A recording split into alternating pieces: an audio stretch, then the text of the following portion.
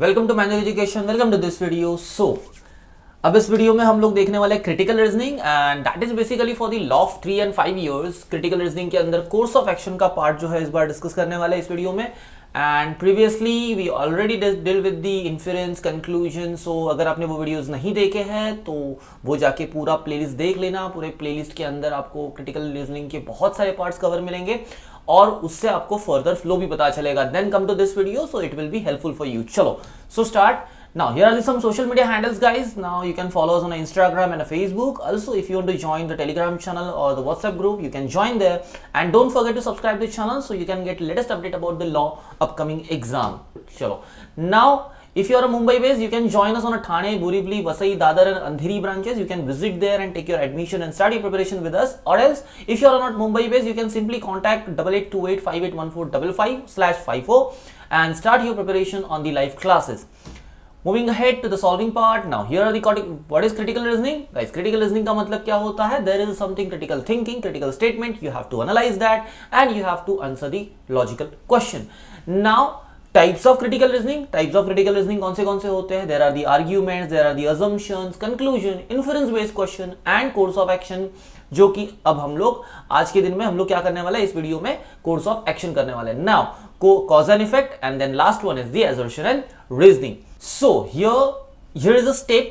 Here are the steps to follow and to solve the critical reasoning. क्या करना है? Simple. First of all important is what? Simplification. आपको simple terms में समझना है कि exactly what has been asked.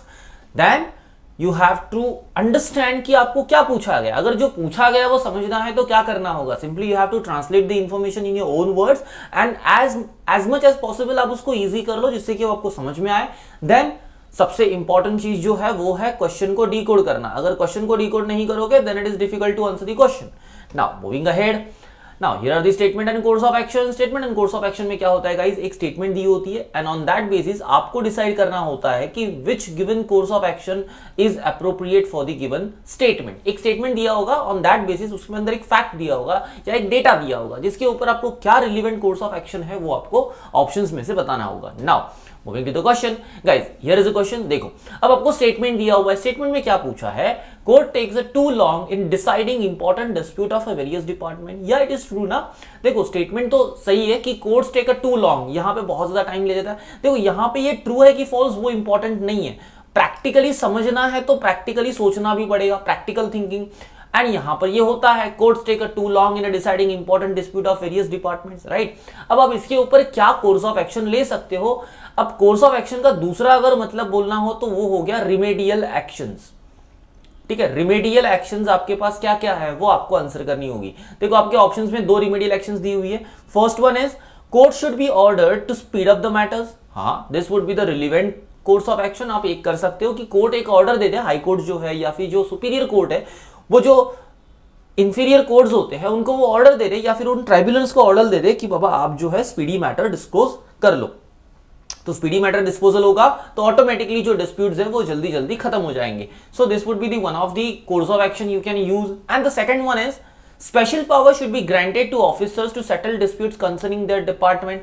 अब अपने अपने डिपार्टमेंट के मतलब डिफरेंट डिपार्टमेंट कैसे हो सकते हैं? देखो कहीं पे इलेक्ट्रिसिटी का डिस्प्यूट हो सकता है, कहीं पे कोई प्रॉपर्टी का डिस्प्यूट होगा, कहीं कोई सिंपली फैमिली मैटर का डिस्प्यूट होगा. अब इतने सारे वेरियस डिपार्टमेंट्स के जो डिस्प्यूट्स है उनको अगर आपको डिसॉल्व करना है, डिस्पोज ऑफ करना है, तो आपको स्पेशल टाइप्स ऑफ डिपार्टमेंट्स चाहिए होंगे इनकी डिस्प्यूट्स को हैंडल करने के लिए. तो वही यहां पे बोला गया है कि यहां पर स्पेशल पावर्स देनी चाहिए. किसको देनी चाहिए?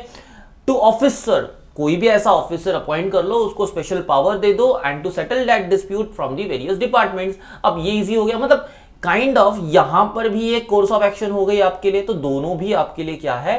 कोर्स ऑफ एक्शन है जो आप पर्टिकुलरली और रिलेवेंटली यूज कर सकते हो. सो दैट मींस दोनों भी फॉलो होनी चाहिए. Now moving ahead to the next question guys. अब देखो ये आपके लिए टास्क है, मैं आपको एक्सप्लेन कर देता हूं question. You have to tell me what exactly the answer would be here.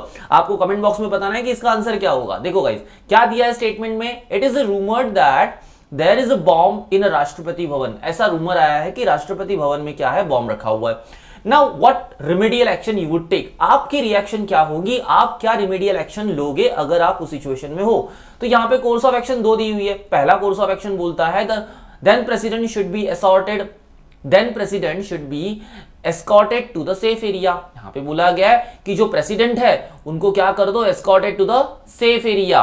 तो गाइज यहां पे प्रेसिडेंट को सेफ एरिया में लेके जाना क्या सही होगा नहीं होगा, ये आपको डिसाइड करना है, क्योंकि आपको आंसर देना है। देखो then next, a proper search of a bomb should be carried out. बोला जा रहा है कि proper search of a bomb जो है ना वो कैरिड आउट होना चाहिए, प्रॉपर सर्च करना चाहिए बॉम्ब के लिए।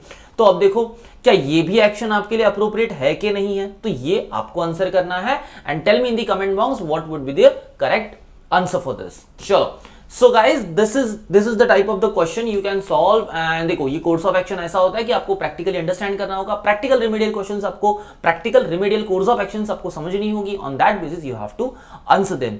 So guys, simply this much about the course of action, and again share this video with your friends and hit that like button if you learn something from the video, and don't forget to subscribe the channel. Thank you for watching the video.